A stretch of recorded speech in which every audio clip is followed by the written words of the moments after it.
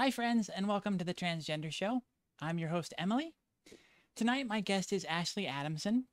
She is author of the book Trans Kung Fu, as well as an Instagram and YouTube content creator. Welcome, Ashley Adamson. Hi. Hello. The one that I love to start with is, how did you choose your name? Okay.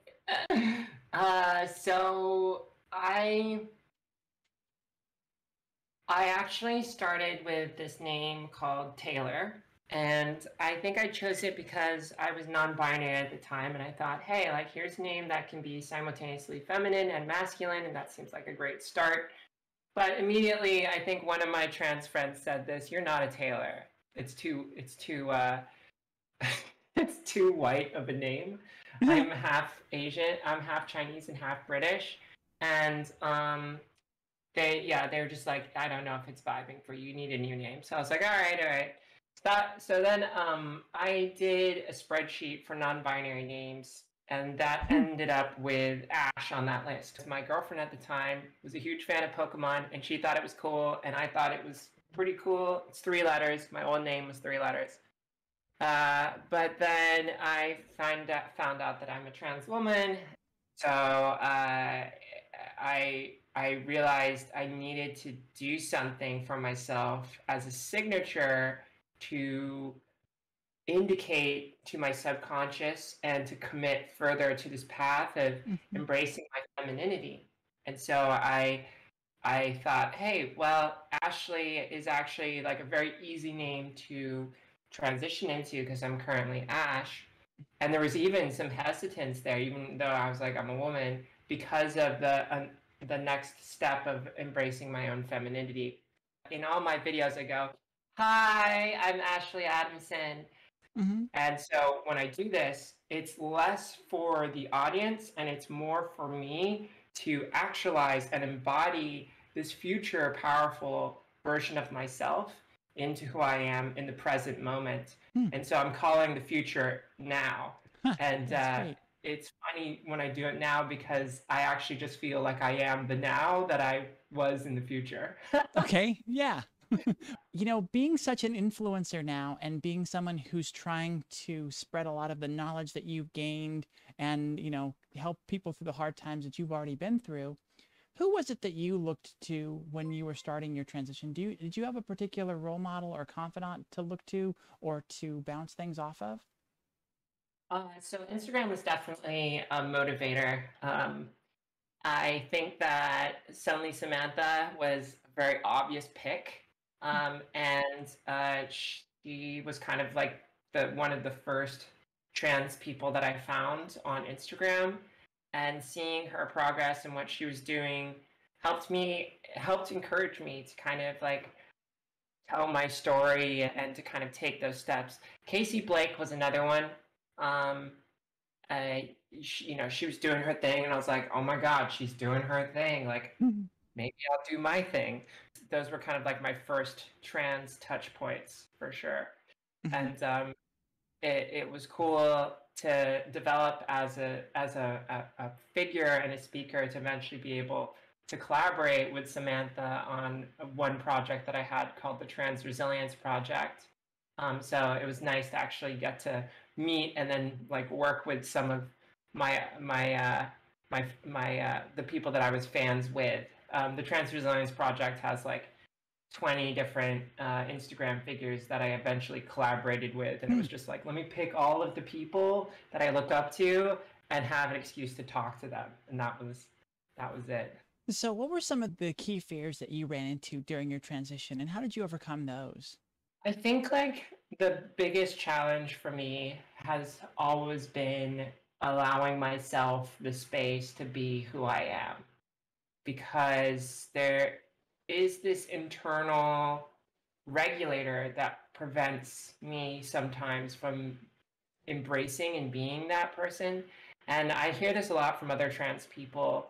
I call it the gatekeeper. It's essentially the part of you that you can feel sometimes locks away or holds back, the part of you that wants to come out and wants to embrace being who you are in all of your femininity, or if you're embracing masculinity, and working with the gatekeeper and figuring out how to work around him and get into a place where I can just be out of the cage Hmm. was probably like the hardest thing. Yeah, there's like all of these external factors as well, but the biggest challenge, I think, personally, the biggest mountain was the thing inside that I had to climb and get past of. And I think this mountain becomes bigger the later you transition, just because your internal gender schematic is like harder to work through, because you have more formations of what it means to be one gender or the other. Hmm. I found it interesting when you were explaining it just now that you gendered the gatekeeper as a he. And do you think that there's a lot of significance to that? What does that mean for you, that gatekeeper in your mind is gendered male? Yeah, so my gatekeeper manifested. I had one specific instance where I actually confronted the gatekeeper, and this was the point in which I realized he was there. I was lying on the floor of a theater that had projected these these uh, these seeds that would float across the sky and suddenly turn into, like, grow into a plant, and then eventually die. And I saw a rose seed grow into a rose, bloom, and then the petals start to fall, and then everything die. And when I saw that, it clicked. I am a rose. There is a prime moment, and then that moment starts to fade as the rose blooms into its beauty, and then it dies. And when I saw that, it kind of just hit me in a way that made me realize my own finality and my own temporariness in my own life. And so I realized that there's a part of me holding myself back that's not allowing myself to live and be in what I already know I am. And I said to myself, we need to talk. We need to talk right now, because I cannot do this anymore. So I closed my eyes, I went inside, and I found like this samurai who kind of like jumped out at me and like struck with like this sword, and it was kind of like kung fu, uh, where I had to kind of deflect and kind of like push back on his own aggressiveness. And so that was where a conversation unfolded, where I said something to the tune of, um, "We've already become her. Why do we need to stop her from actualizing and coming out?" And the response was basically, uh, "We don't want to fully allow her to come out, because if we do, then we make you truly vulnerable, which means that if you Mm. get misgendered, if you get put down or made fun of for who you are, at least they don't actually see who you are, and so you are protected." So it was like this ego protection thing of of not fully allowing myself to be who I was, so that if anyone ever misgendered me or saw me in a way that was non-passing or insulting, because I was non-passing at the time, I was protected. It was a self-protection mechanism. And I said to him, "Hey, like, uh, we've already changed our name, we've already changed our pronouns, we're already taking our hormones. Let's just do this, because why waste time? Like, we're only living once. We are at that point of being a rose, and we should be beautiful and live in that rather than hide." And that was the point in which he actually melted into my own body and turned into, kind of like this princess that I get described as a geisha by some people, and she kind of looks like that. She had like blossoms and stuff like that. So yeah, it was a he, but it's actually kind of a she.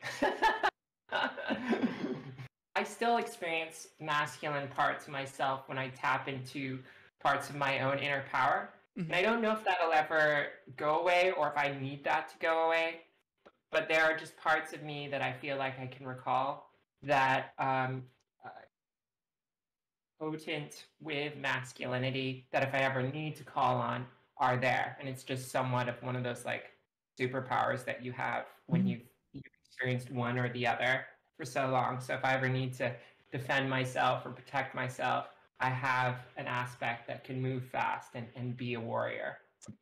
So, what we talked about the fears and those kind of things holding you back. Does it bring up anything different to ask what kind of hurdles that you ran into? Probably, I guess, more external than, either in starting HRT, moving forward with any surgeries, or anything in your friends and family or work circles. I mean, there's a lot of hurdles, but I feel like I moved through them pretty quickly. Um, and I think a lot of that was just due to the fact that I had set myself up for success before I began my transition. I was already financially stable.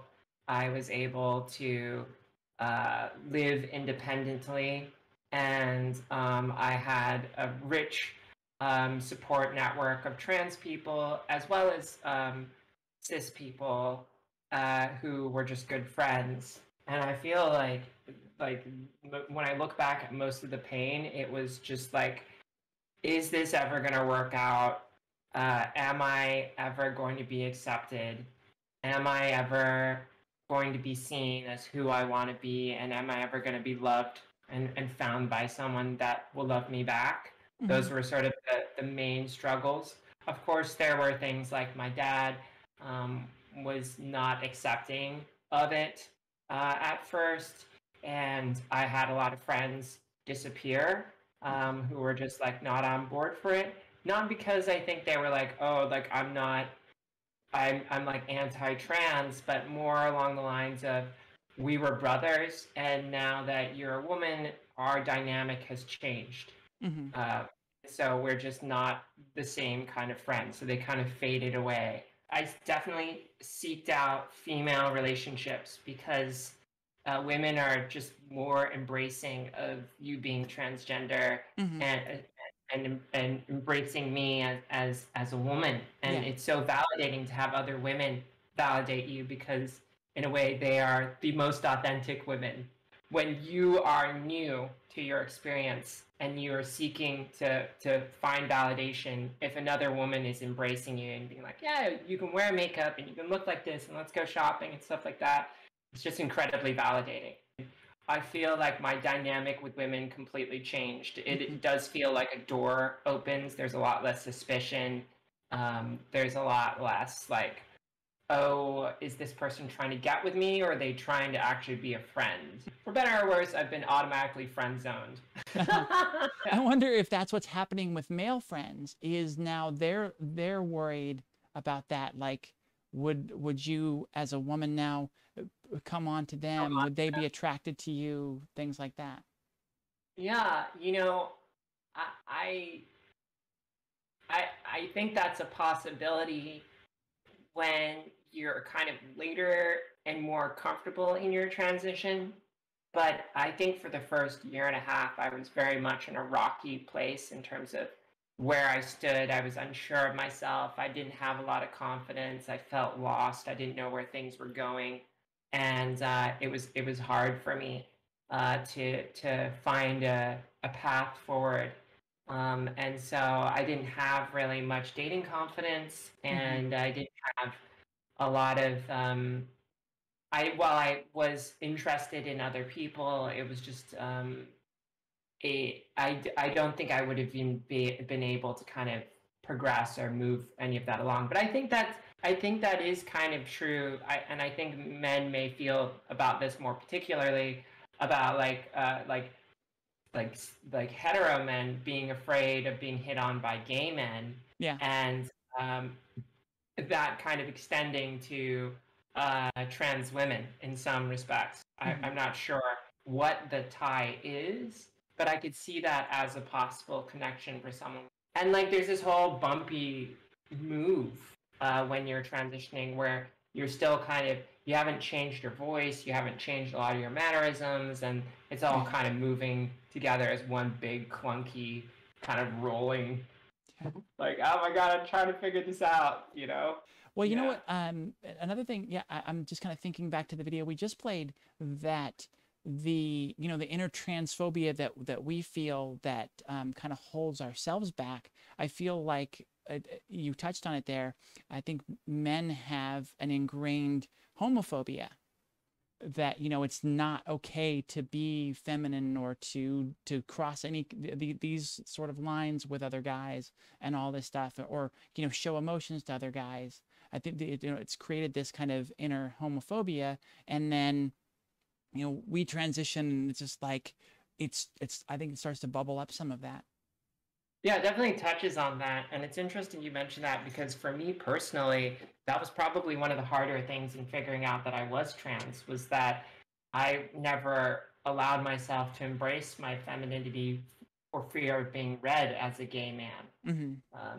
And that the that I knew in my heart of hearts that I was not gay, but if I expressed any of my femininity, I would be read as gay. Mm-hmm. It's I feel so dumb for not putting two and two together and just saying, wait, okay, so you want to express femininity, but you don't want to be read as gay. Have you considered just expressing femininity as a woman and then suddenly you're not gay anymore? And that never really occurred to me. And I think this touches on another thing, which I just want to mention because it's an interesting thought, which is I made a video about autogynephilia, and some people who I guess don't like me will say, well, you're just like a person who is afraid of being homosexual. And the thought that I have on that is, if I was so afraid of being homosexual, then why did I become a trans woman, which is far more scarier than Mm-hmm. being homosexual? And so I think at the end of the day, while I was afraid of being read as a gay man, what I was more afraid of is being seen as something that I truly was not, and being mislabeled when I expressed and became my more authentic version of me. Mira says, not entirely sure the best way to word this, but has moving to Europe during transition made things easier or harder for your transition? Germany is definitely not easier to be trans in than it was in America, at least, or in California and Oregon, which is where I was based before, because you can basically just do informed consent, and then you can get your hormones, and then to change your gender marker, it's a lot easier to do the paperwork. And to get surgery covered, if you can get, like, say, a vaginoplasty, which is something that I'm looking at right now, but I'm kind of 50-50 on it, but I'm starting the paper process because it takes 2 years before I can get like a okay to actually have surgery. In America, it's like you can just go to a psychologist, speak to them once, and then get the paperwork signed to say, yep, she's good to go if you've been on hormones long enough and all of that. Yeah. So coming to Germany, I had to go to a psychologist to say that I was trans, even though I've been on hormones for over 2.5 years. And I've been living full time. I had to go to a psychologist to write transsexualism, and then I could go to a doctor who said, okay, I can prescribe you hormones. But they don't even have injectables here. Like, it's not accessible. And that's what I use, and that's what I stick to, because I find it so much more convenient to have to just inject once a week rather than take a pill every day and think to myself, am I swallowing too much of it? Did it dissolve in my mouth? I have a Ukraine source that I get and shipped in through a complicated triangulation system, so that way it gets through customs, because customs doesn't allow hormones to be shipped into Germany, apparently, from Ukraine. So I get a made. They're made by Ukraine trans woman who's like super aggro against like the healthcare establishment. But she does a good job. She runs this amazing forum where they're like basically all trans scientists and chemists, and like I think there's no better place for getting like very detailed molecular information on studies related to being a trans woman and stuff like that. So I find it an incredible resource. So yeah, so being trans in Germany is definitely harder, but it's not impossible. And as far as like dating in Berlin, it's much better than dating in Portland or San Francisco. Los Angeles maybe is really good. I don't know. I haven't spent enough time dating there, Okay. but definitely San Francisco and Portland did not have the same kind of like I date women and men. And in Berlin, I've found that I get a lot more interesting dates because there's a lot more variety of people that live here. I'm doing a lot. I like my partner to be doing a lot too. Yeah. And so going to a bigger city, you kind of find that same personality of, oh, I'm working on this or I'm doing that. Yeah. So that's kind of what I found. So yeah, Berlin dating is way better, and that's something that I do like. And it also makes it possible for me to just meet people from many different places because it's so international. I am lucky enough to kind of like be able to support myself, and so if I run into roadblocks, I'm able to find ways in which I can overcome those. Like I couldn't get breast surgery covered, and I had a flight to go back to the United States for FFS, which no one's ever going to cover, it seems. Yeah, I was able to sneak in breast surgery while I was over in the United States. So Another video that I saw that you had, and I didn't have a chance to look into that one yet, but since you mentioned dating, the video title I think was, "Oh, so I like dick?" question mark. that's my most popular video Okay. last month. They love it. Well, yeah, it's got the grabby headline. Was that something that surprised you that changed because of your transition, or was it something that was sort of that lied dormant there, or that you actually even had experimented with a little bit before transitioning? Okay, so I never dated any men before I transitioned, and it was only until a year onto hormones that I realized, okay, um, I need to date men. Well, I was a hormonal thing and a gender euphoria thing. I think like I got to a point where hormones after a year had kind of like become a part of my own experience. I was really starting to get used to embracing my femininity, and I was getting in touch more energetically with people. And what I found is I am a shapeshifter, and my form changes based on the form of the other person that I'm connecting with. Hmm. And what I found to be most engaging for me was a man who saw me as a woman and was attracted to me, and that gave me more space in actually embodying what they were seeing. So I may not see exactly what I want to be or feel like in the mirror because I believe and experience myself to be some way. Mm-hmm. But by experiencing just being around the man who is attracted to me and sees me as a woman, enabled my own ability to perceive myself as what they were perceiving me as. It was like having a sip of their perception, which allowed me to uh, shift and change my own internal dialogue and my own internal perception of who I was. The day I realized that I needed to start dating men was I had like just put on my makeup and I had got in the car and I was in a lift.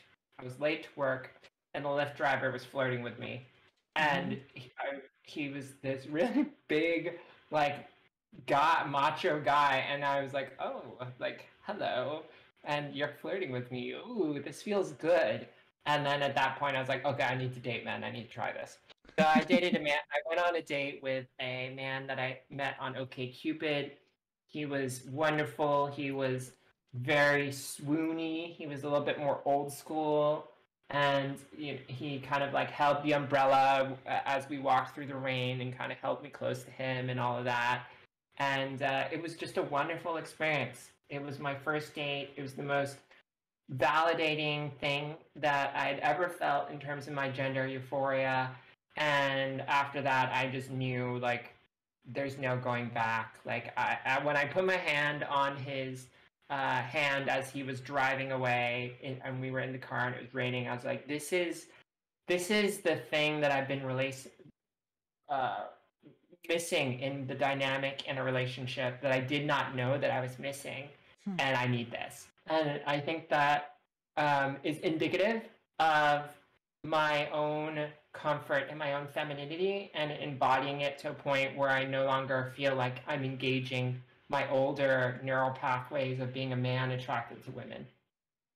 And I see Just mentioned like having a hard time trusting someone because a man could obviously be a chaser. And yeah, like I get that. I think that's definitely like a part of the navigation of being trans is like who's a chaser and who's not.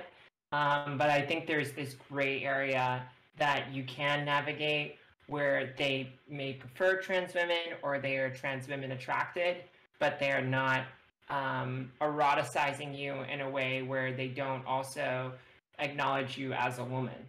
I think like being able to detect and distill and figure that out, it can kind of like help you navigate the dating world. Because I mean, the guy that I dated for that first date, he thought that a trans woman is hot, and I'm like, great, I'm a trans woman. You find me hot, that's great. But you also like are engaging with me in a way that doesn't make me feel like I'm just fetishized. I've made my mistakes, and more recently I had a date with a guy who just went straight for my genitals as soon as we were alone, and I was just like, get the fuck out. Yeah.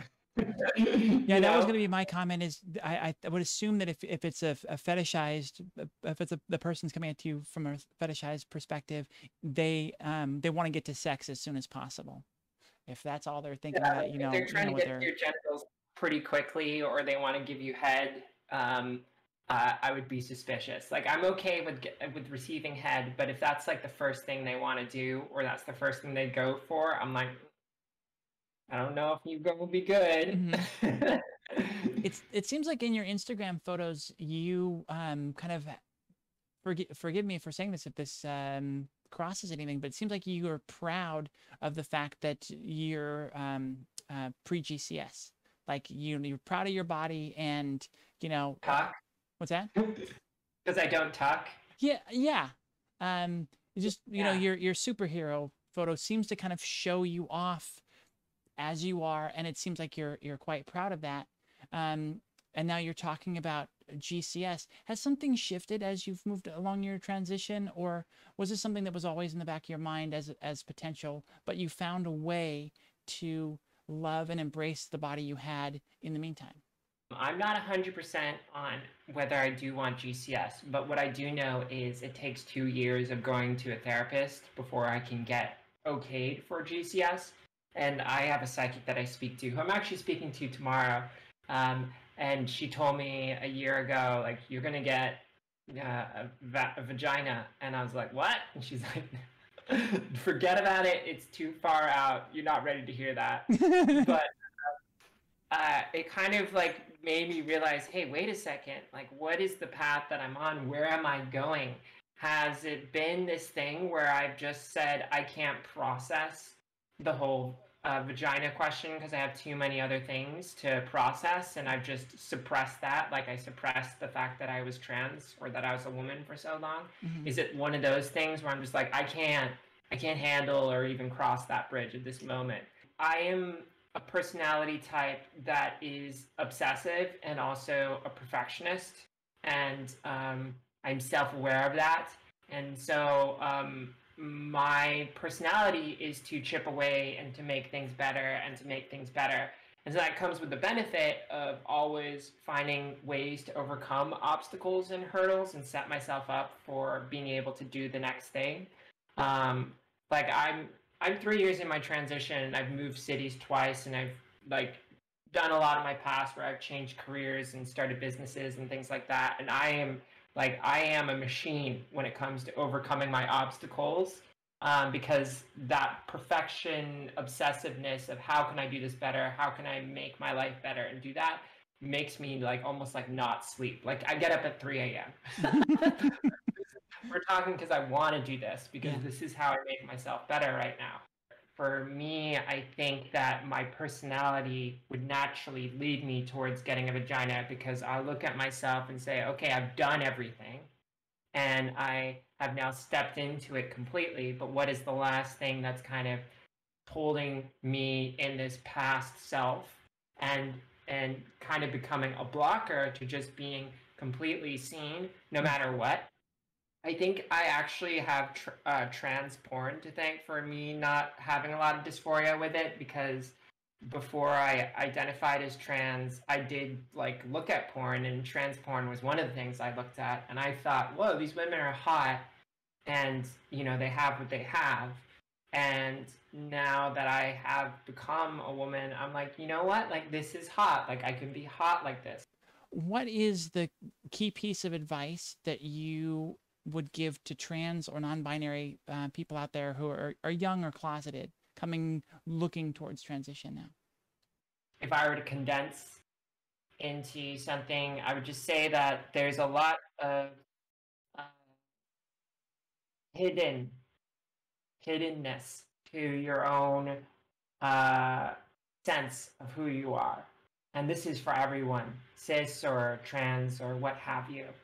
And when you are born into this world that tells you who you are, and you naturally take on these forms that are created around you and embed them within your consciousness and your psyche, you kind of perpetuate and further create them because you've assimilated into society in such a shape and form. Mm-hmm. And when you openly accept these, especially when you're impressionable as you go through your childhood into teenagehood, et cetera, you can lose parts of who you are and not actually know the distinction between what is manufactured by society and created around you and what you've just taken on and identified as versus what is innately who you are.